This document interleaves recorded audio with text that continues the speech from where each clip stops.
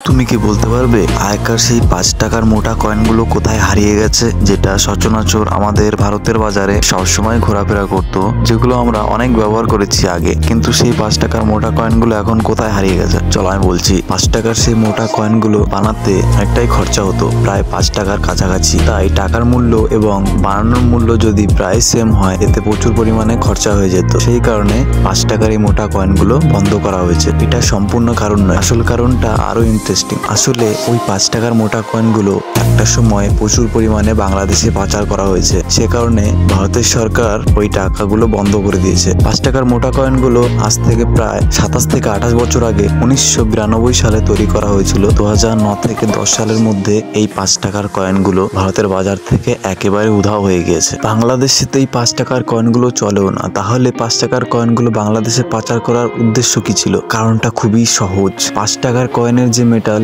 আর আমাদের সেভিং ব্লেডের যে মেটাল একই মেটালের তৈরি, আর একটা 5 টাকার কয়েন দিয়ে 6খানা ব্লেড তৈরি করা যায়। তাহলে তুমি হিসাব করো, একটা ব্লেডের মূল্য 2 টাকা আর টাকার মূল্য 5 টাকা, 6টা ব্লেড 12 টাকার সমান। 5 টাকা থেকে 12 টাকা, 7 টাকার প্রফিট। কি বুঝতে পারলে? এই জন্যই আমাদের আগেকার মোটা 5 টাকাগুলো এখন আর দেখা যায় না। তোমার কাছে কি এখনো আছে? যদি থাকে কমেন্ট করে জানাও।